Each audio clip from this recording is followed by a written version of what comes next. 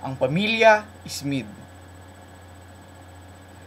Ito ang pamilya Smith. Si Tatay Smith, Nanay Smith, Obet Smith, at Ollie Smith. Marami silang kapitbahay, ngunit hindi sila namamansin. Katwiran nila, sila ay naiiba dahil kulot ang buntot nila. Araw-araw, ang pamilya Smith ay walang inatupag, kundi pagandahin ang buntot nila. At kapag sila ay naiimbita sa mga pagtitipon, ang lagi nilang sagot ay, marami pa kaming gagawin. Ang gagawin pala nila ay magsusuklay at maglilinis ng buntot nilang kulot at maganda. Minsan sila ay inanyayahan ng kanilang mga kapitbahay. May pag-uusapan silang mahalaga tungkol sa nakawan sa bayan nila. Hindi dumalo ang pamilya Smith.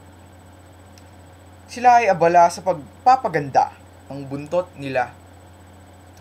Isang gabi, bilog ang buwan at nahihimbing ang pamilya Smith.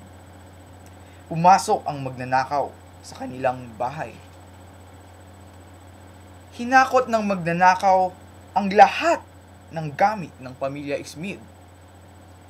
Ang magnanakaw ay nagmadali, kaya ang malaking banga ay kanyang nasanggi. Nabasag ang banga. Nagising ang pamilya Smith. Silang lahat ay umigik. Magnanakaw! Magnanakaw!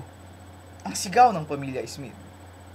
Mabilis na sumaklolo ang kanilang mga kapitbahay.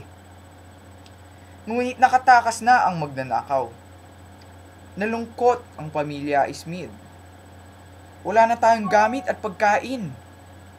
Igik ng pamilya Smith. Kinabukasan, ang pamilya Smith ay dinalhan ng damit at pagkain ng kanilang mga kapitbahay. Salamat sa inyong lahat, sabi ni Tatay Smith na nahihiya. Tayo po ay magkakapitbahay. Dapat po tayong magtulungan, sagot ng kanilang mga kapitbahay. At simula noon, ang pamilya Smith ay natuto ng makipagkapwa baboy.